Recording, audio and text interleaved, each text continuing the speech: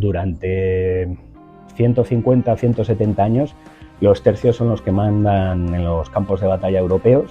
Había una gran meritocracia y donde uno, cuando ve los papeles de servicio de esos soldados y han llegado a capitanes, normalmente es después de 20 años de servicio.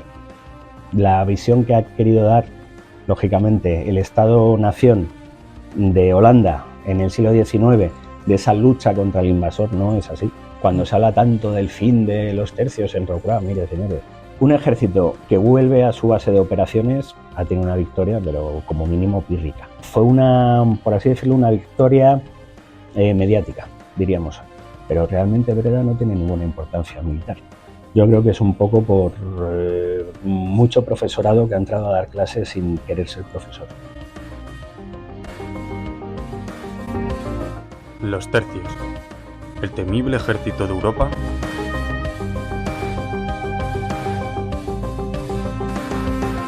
Hoy salimos de dudas con el historiador Eduardo de Mesa en esta entrevista inédita para Trincheras Ocultas. Y el propio Cánovas lo va a admitir, dice, es que yo veía muy mal a los austrias cuando era joven, por cómo me habían enseñado a mí cómo eran los austrias, y una vez que pasas a estudiar esos austrias y empiezas a ver, pues te das cuenta que no son lo que nos han contado.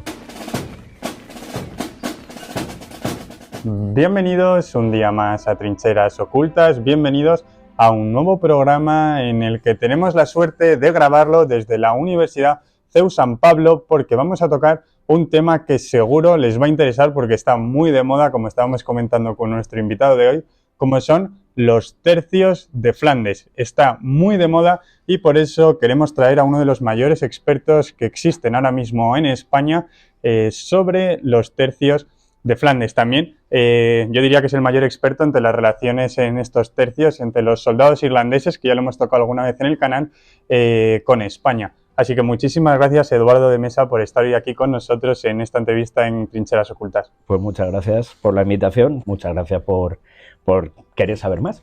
Vamos a empezar con la primera pregunta. ¿Por qué crees que está tan de moda este tema de los tercios?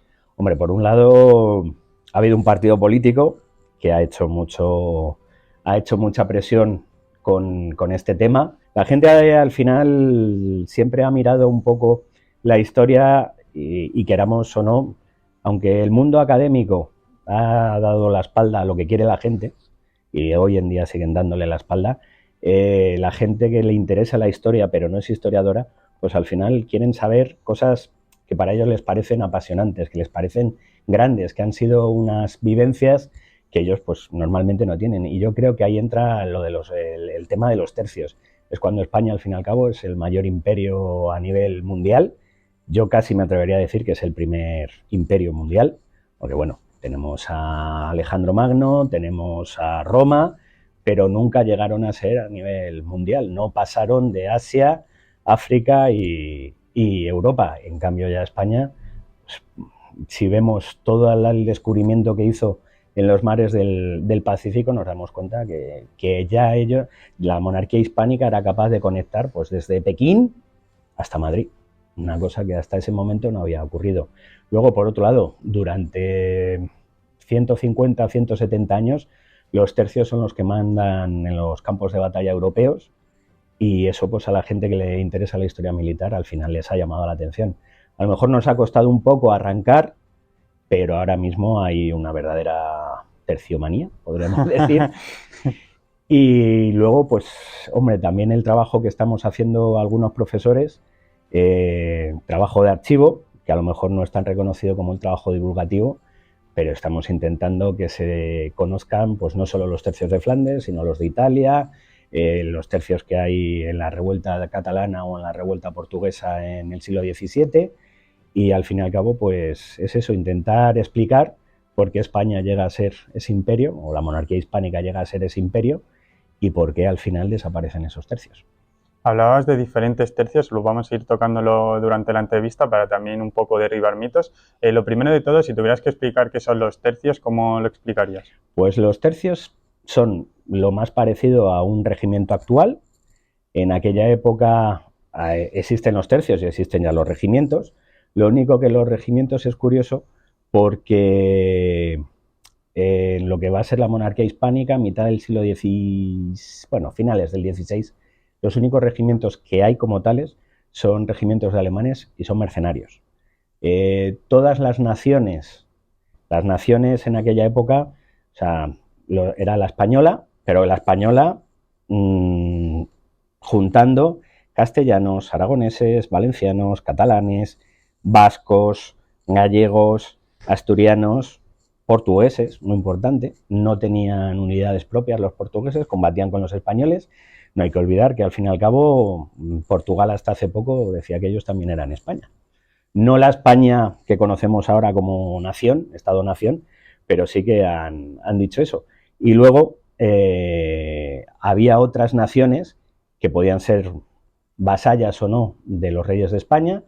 Italianos, pues por ejemplo, vasallos eran los napolitanos, los sicilianos y los milaneses, y también formaban en tercios. Luego, pues lógicamente, los del Franco Condado, los borgoñones, también forman en tercios, los valones. Y curiosamente, volviendo al tema de los irlandeses, también van a tener el pie de tercio, que es como se llamaba en aquel momento lo que sería hoy la organización. El pie de tercio lo van a tener ingleses, escoceses e irlandeses. Realmente solo va a haber tercios irlandeses. Hay 3, 4, 5 tercios ingleses en diferentes momentos, compuestos la mayoría por católicos que vivían pues del reinado o de los Tudor o de los Estuardo, pero por motivos religiosos. Y los escoceses pues van a ser muy poquitos, van a tener una historia curiosa, pero muy, muy cortita. Y entonces pues ahí vemos que hay vasallos de verdad y hay otras gentes que forman en tercio. ¿El tercio en qué se diferencia de un regimiento? Pues el mando, la cadena de mando va a ser diferente porque es un maestre de campo el que manda el tercio. Luego su segundo es un sargento mayor, que es el que dirige realmente al tercio en combate, porque se habla mucho de los maestres de campo, pero el maestre de campo, además de ser maestre, es el capitán de la primera compañía del tercio. Entonces, cuando se está combatiendo, él está con su compañía, no está dando órdenes a toda la organización, o a toda la unidad, mejor dicho, es el sargento mayor el que da esas órdenes. Y luego, eso sí, se dividen en compañías, cada compañía pues va a tener un capitán, un alférez, sargentos, cabos de escuadra y luego ya los soldados. ¿Qué les diferencia de los regimientos que más o menos, pues bueno, tienen sus coroneles, tienen sus sargentos? Pues, por ejemplo, les diferencia el tema de la justicia. El regimiento tenía la potestad de la justicia militar, impartirla el mismo regimiento. Véase, un regimiento de alemanes, pues roban. Pues el propio coronel alemán tenía la potestad de nombrar un consejo de guerra y ese consejo de guerra dentro del regimiento decidía cuál iba a ser el castigo para esos ladrones. En cambio, los españoles o todas aquellas naciones que formaban en tercios, la justicia la va a llevar un auditor militar. Cada tercio tiene un auditor militar y ese auditor va a ser el que va a hacer que, bueno, se hable se ponga en conocimiento las causas con el gobernador del ejército, se va a celebrar un juicio abierto, no cerrado como el del regimiento. Otra cosa que les diferencia muy importante es la fidelidad. Los soldados del regimiento deben tener fidelidad a su coronel y es el coronel el que firma un contrato con el rey.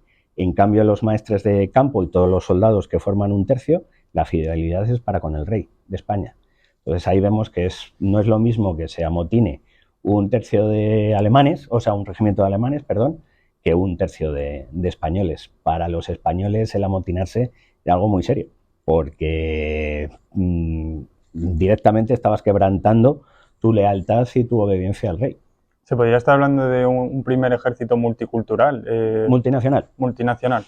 Y esa parte es interesante porque muchas veces asociamos a los tercios a España, tercios españoles, pero por ejemplo en Flandes, en las guerras, ¿cuánto porcentaje podríamos estar? ¿Cuál sería el porcentaje de españoles? Alrededor, normalmente, va variando de año en año, pero vamos, más o menos un 15% de las tropas.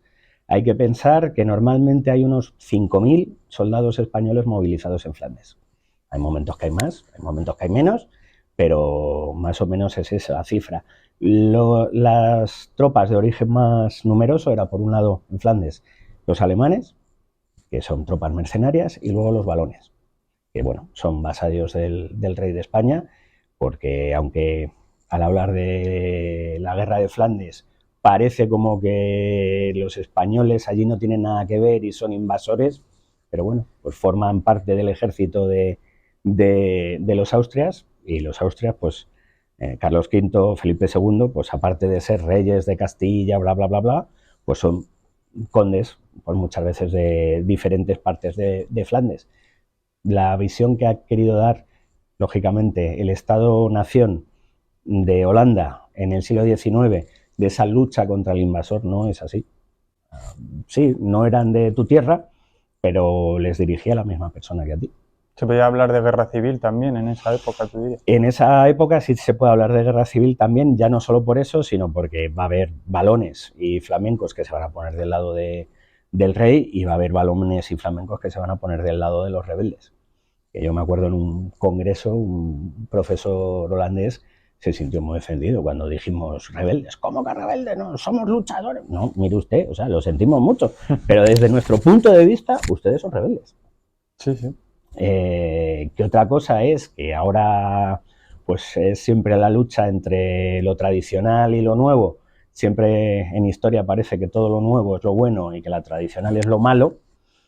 Ustedes, al fin y al cabo, visto con las leyes de aquella época, no dejan de ser unos rebeldes que han cometido lesa majestad en contra del rey. Si, por ejemplo, una persona quería enrolarse a los tercios, ¿qué procedimiento tenía que seguir? ¿Cómo era este? Pues dependiendo de dónde fuera. Por ejemplo, el típico enrolado español, se mandaban a los capitanes, pues ya con su alférez, con su tambor y demás, se mandaban a pueblos o a ciudades de diferentes puntos de España, bueno, de Castilla, de Aragón menos, y allí pues se ponía la bandera en un sitio, se llamaba con el tambor, con la caja, y se intentaba, pues el capitán y sus sargentos y demás intentaban convencer a la gente. Una vez que se enrolaban, pues normalmente el viaje era desde la península ibérica, salían desde Cartagena, Valencia, Barcelona, iban a Italia, y en Italia ahí pues se les solía encuadrar en uno de los 3 tercios que había en Italia, el tercio de Milán, el tercio de Sicilia y el tercio de Nápoles. Y ahí era más o menos cuando empezaba a foguearse, a saber cómo era combatir. Curiosamente, su primer destino solía ser el mar, de ahí siempre la lucha que hay hoy en día entre el ejército de tierra español y la infantería de marina, que si los tercios eran infantería de marina o eran infantería, y yo lo que digo es que no había esa división. O sea, los mismos tercios que ya en el 17 se van a crear para que vayan en los galeones de la Armada del Mar Océano, acaban luchando muchas veces en tierra, por ejemplo en Salses, en 1639-40. Entonces, bueno, ahí hay una división un poco más rara. Luego, también pues había momentos, por ejemplo, para lo que sería la anexión de Portugal, hay tercios que se levantan aquí en la península, en Castilla, y van a pasar directamente a Portugal en esa invasión que dirige el duque de Alba.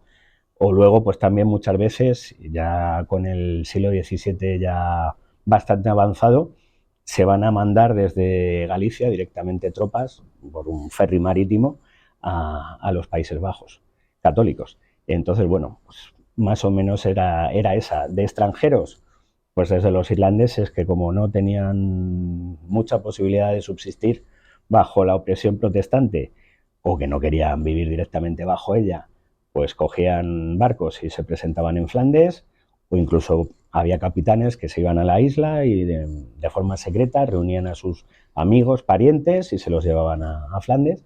Y luego hay, pues como los valones que están en su tierra, y no tengo trabajo, no sé qué hacer, pues me enrolo en el ejército. Y hay que pensar que es un ejército donde, a pesar de lo que se ha escrito y se dice mucho, había una gran meritocracia, y donde uno, cuando ve los papeles de servicio de esos soldados, si han llegado a capitanes, normalmente es después de 20 años de servicio. No son, sí, hay nombramientos, que es que al hijo del conde de no sé qué le han nombrado capitán. Sí, los hay, igual que los había en otros ejércitos.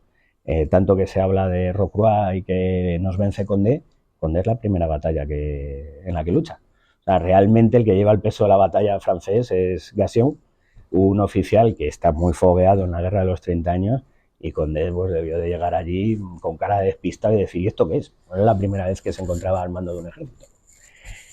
Entonces, bueno, pues te das cuenta que es un ejército que además, curiosamente, es como de vasos comunicantes muy fluidos, porque hay gente que te la encuentras en Flandes y al cabo del tiempo está en la Marina mandando un tercio, y al cabo del rato te lo encuentras en América. O sea, que son gente que se va moviendo mucho los que llegan a ser militares profesionales, y porque ya podemos hablar de una profesionalidad en el ejército español. Eso es una de las grandes diferencias con otros ejércitos, como por ejemplo el francés.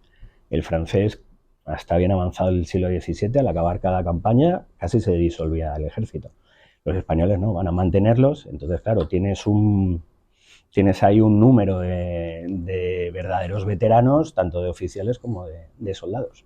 Y eso también explica muchas veces pues, que los tercios españoles sean en esas unidades crack que hoy se quieren ver.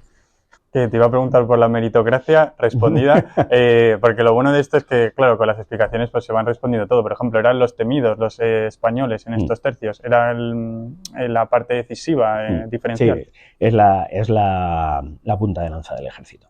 Hay que pensar que en aquella época, normalmente, la infantería se dividía normalmente en 3 líneas: primera, segunda, tercera.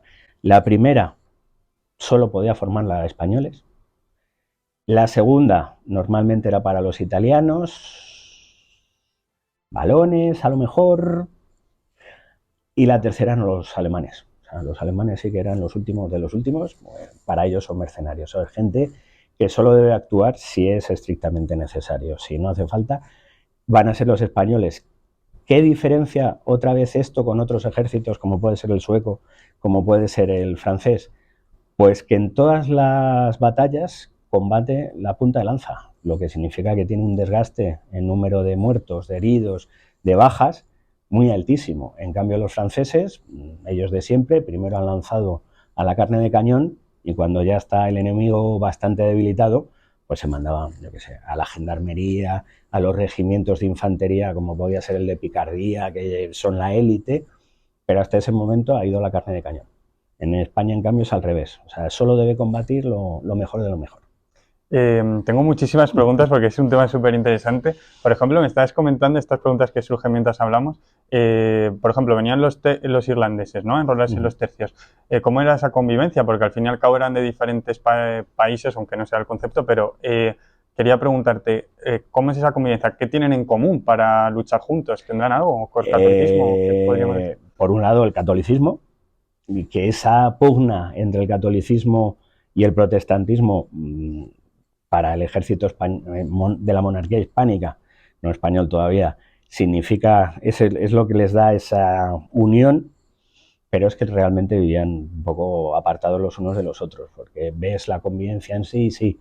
Los mandos irlandeses al final muchos saben latín antes de llegar, porque es la educación que han recibido allí de los franciscanos, sobre todo. Pero luego ves que lo que es así el soldado raso es que no sabe español. Y eso, por ejemplo, aquí, cuando la guerra de Cataluña, muchas veces lo dicen los propios pagadores españoles.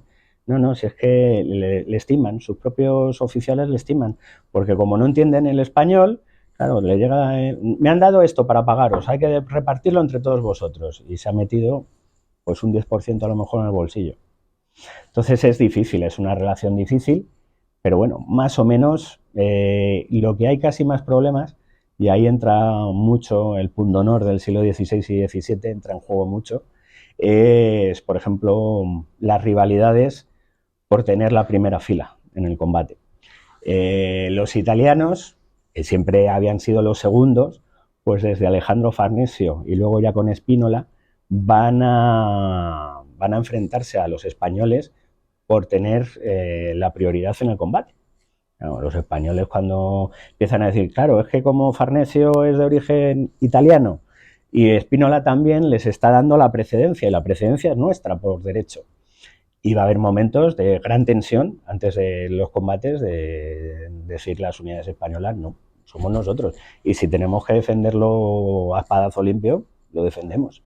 O, por ejemplo, que me acuerdo de Spínola leí, pues que llega un momento que divide al ejército en dos y dice, bueno, pues llevo a los italianos y a los españoles los dejo ahí y así no se pelean con nadie. Entonces, bueno, pues esa precedencia, ese punto de honor, el honor para ellos es importantísimo. ¿Cómo marcan la diferencia los tercios? ¿Cuáles eran las técnicas que utilizaban en batalla? En batalla más o menos en aquella época utilizan todos más o menos la misma. ¿Qué es lo que les diferencia del resto y por qué?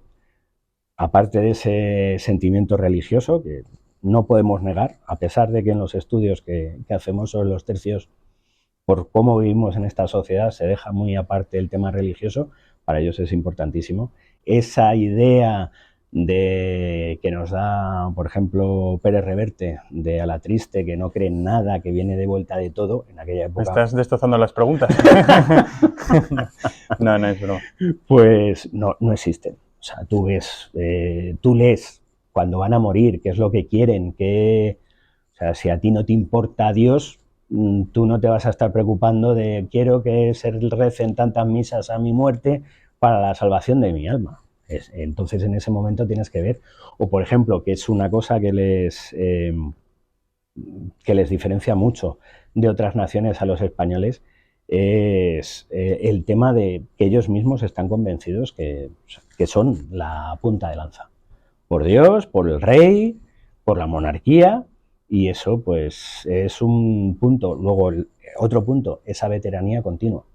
Claro, si tú acabas una campaña y en vez de mandar a los soldados a casa y a ver el año que viene quién se enrola otra vez, los mantienes en un sitio, los cuidas, los tratas, sé que van a quedar y al final se convierten en soldados profesionales. ¿Cuál es la ventaja?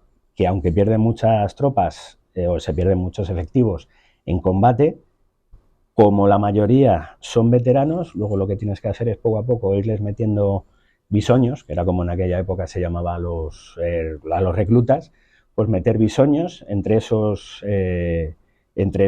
veteranos y en muy poco tiempo tienes un ejército otra vez de veteranos, porque esos veteranos van a enseñar a los bisoños qué es lo que tienen y qué es lo que no tienen que hacer. Luego, pues también ese punto honor que antes hablábamos, pues muchas veces el quedar por encima de otras naciones, eso por ejemplo se ve mucho en los asaltos a ciudades. Hay un cerco de la ciudad y ese de tenemos que entrar nosotros antes que los balones, hoy en día nos parece una tontería. Competitividad. Es casi un suicidio, pero es una competitividad brutal. O sea, y ves que es que realmente se matan por entrar los primeros. Y es solo por el orgullo de decir, no, hemos sido nosotros los que hemos entrado. Si te tuvieras que quedar con una batalla, ¿cuál podrías decir que es la que más puedes ver a los tercios en acción, que más te guste? A mí que más me guste, yo creo que Honecourt, que es en 1642, es justo un año antes de Rocroi. Curiosamente son las mismas tropas que van a combatir en Rocroi, combaten en Honecourt, y es una batalla en la que ves cómo los españoles se las hacían pasar al enemigo. El enemigo está formado en una altura en L. En el lado corto de la L va a estar la gran parte de la caballería de la monarquía de diferentes naciones, va a estar ahí preparada para atacar, pero va a ser en el lado largo de la L donde los soldados españoles van a encabezar lo que sería la carga hacia arriba. Y es que literalmente se comen con patatas a los franceses. O sea, es una... En segundo nivel ya están los italianos y el tercio de Owen Roe O'Neill, conocido aquí en España como Eugenio O'Neill, y en la tercera van a estar los alemanes, pero vamos, los alemanes poco hacen. Y es eso, o sea, cuando se habla mucho de la decadencia del ejército en Rocroi, dices, joder, pues un año antes infligen más bajas los españoles a los franceses que al año siguiente van a infligir los franceses a Rocroi, dices, aquí pasa algo. Y luego pues también la gran diferencia, o sea, cómo ese ejército vencedor consigue acabar con la invasión francesa de Flandes y en cambio los franceses que en Rocroi son los que han entrado otra vez, una vez que acaben no llegan a Bruselas, se dan la vuelta. Entonces, claro, cuando se habla tanto del fin de los tercios en Rocroi, mire señores, un ejército que vuelve a su base de operaciones ha tenido una victoria, pero como mínimo pírrica. No lo he aprovechado. No pudieron aprovecharla, no tenían tropas. ¿Había mucha diferencia numérica en estas batallas? ¿Los tercios eran minoría? No hay mucha diferencia de tropas. Es más, según David Parrott, un historiador inglés, más o menos siempre pasa lo mismo. Va a ser el ejército que es más numeroso el que va a ganar. Pero que estamos hablando más numeroso, no de 10.000, 15.000 soldados más, sino estamos hablando a lo mejor de 3.000 a 5.000 soldados más. Van a ser justo los que van a tener esa pequeña ventaja para llegar a obtener la victoria.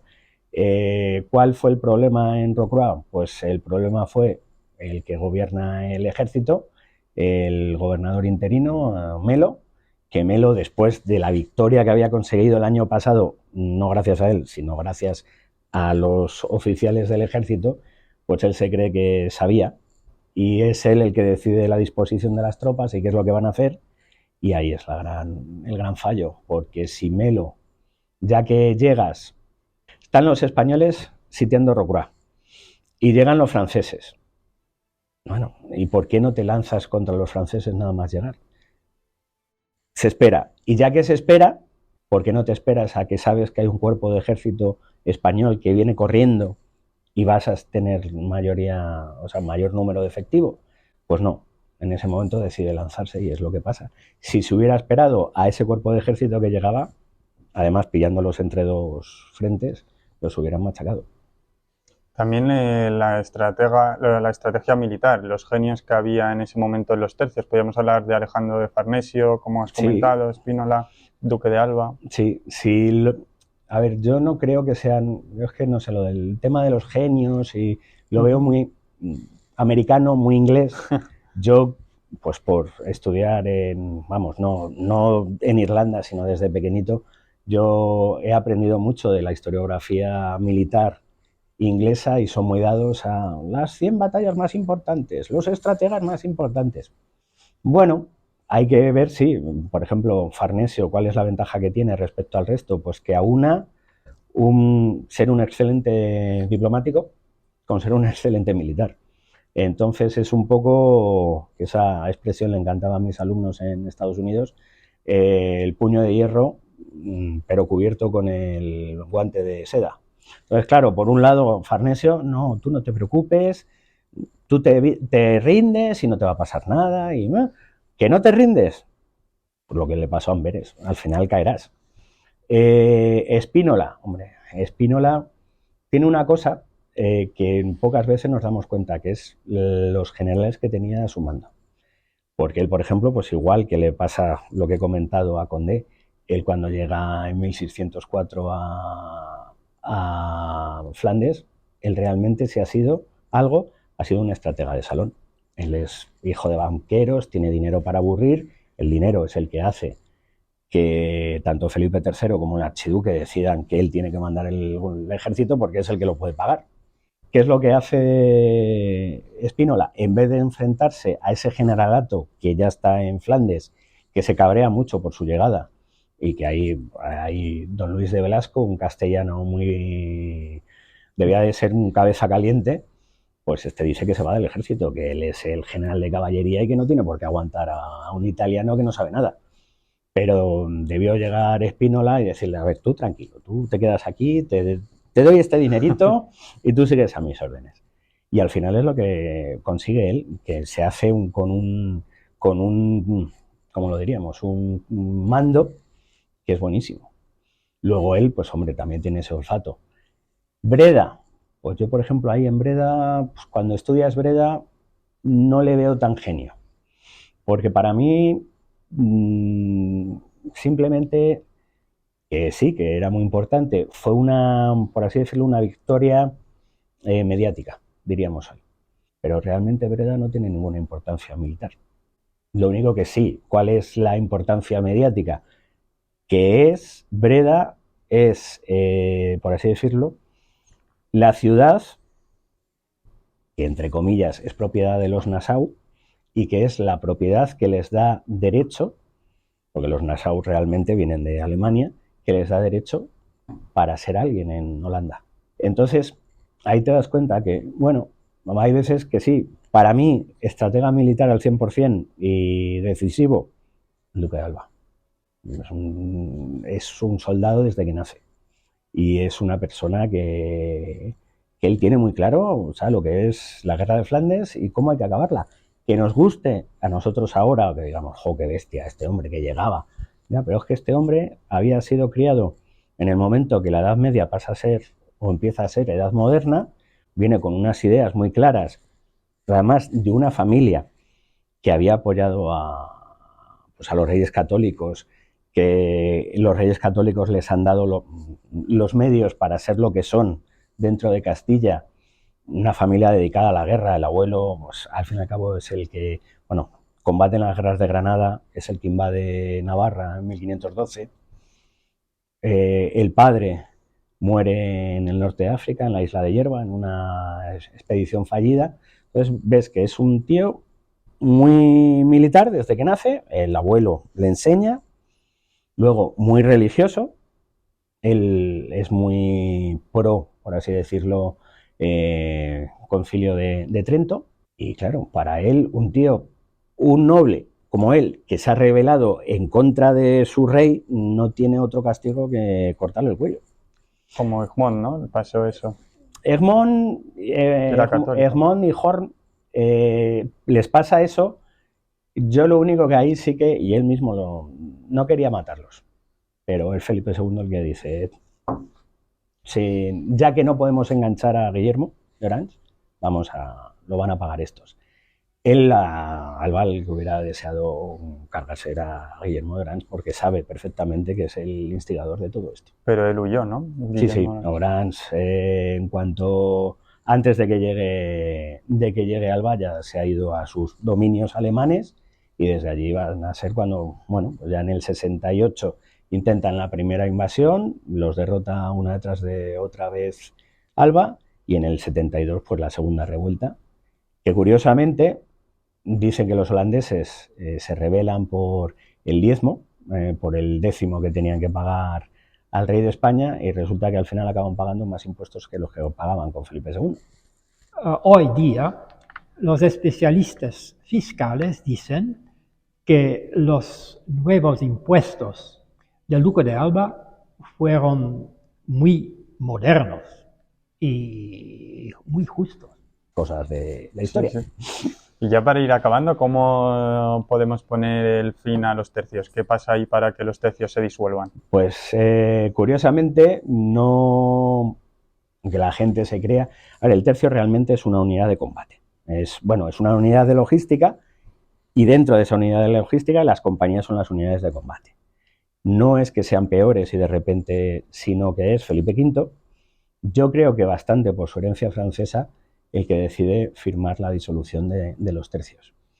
Por un lado, y eso sí que es verdad, costaban más caros que los regimientos, porque sobre todo la plana mayor cobra bastante más, pero luego también por otro lado, los tercios han sido los que han estado humillando a Luis XIII, a Luis XIV, por mucho que queramos ver al Rey Sol y demás.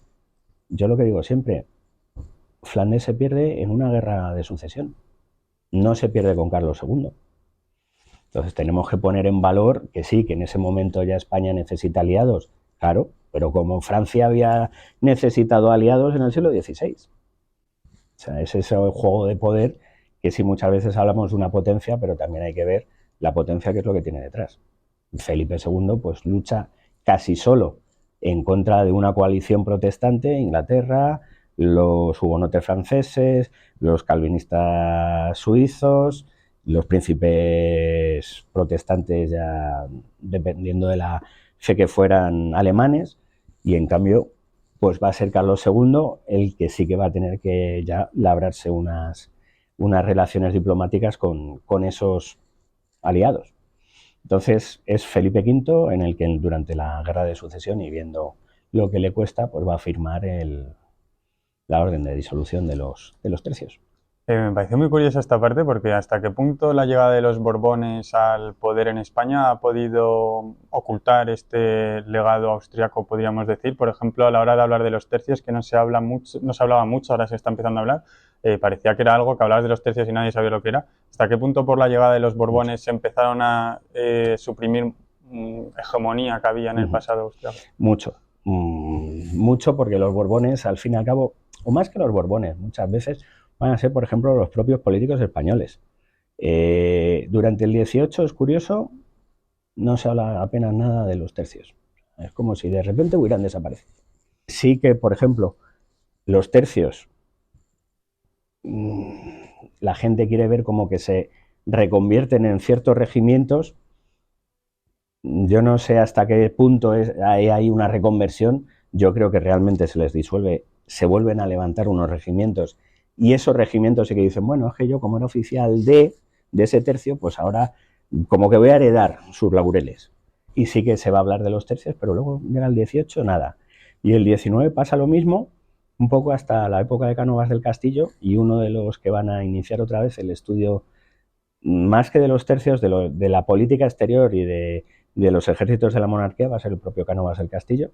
Va a escribir un libro sobre, bueno, Rocroi y Felipe IV, luego tiene unas cosillas sobre la época de Carlos V, el saco de Roma, las guerras de Italia, y el propio Cánovas lo va a admitir, dice, es que yo veía muy mal a los Austrias cuando era joven, por cómo me habían enseñado a mí cómo eran los Austrias, y una vez que pasas a estudiar esos Austrias y empiezas a ver, pues te das cuenta que no son lo que nos han contado.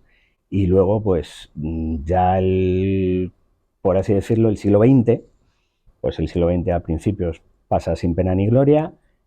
Con la época de Franco se prefiere mirar más hacia América que hacia la lucha en Europa. Entonces, bueno, pues los tercios sí se escribe un poco. Y luego va a ser, sí, a partir de los años 70, el boom, primero encabezado, no lo podemos negar, por René Quatrefages y Jeffrey Parker, que son dos hispanistas, francés e inglés, y luego a partir de ahí, pues ya tanto otros hispanistas como españoles. Muchísimas gracias por esta entrevista, Eduardo de Mesa, pero me gustaría hacerte un juego rápido, te voy a hacer unas preguntas y me vas respondiendo rápido. ¿Qué libro recomendarías, por ejemplo, sobre los tercios, bibliografía?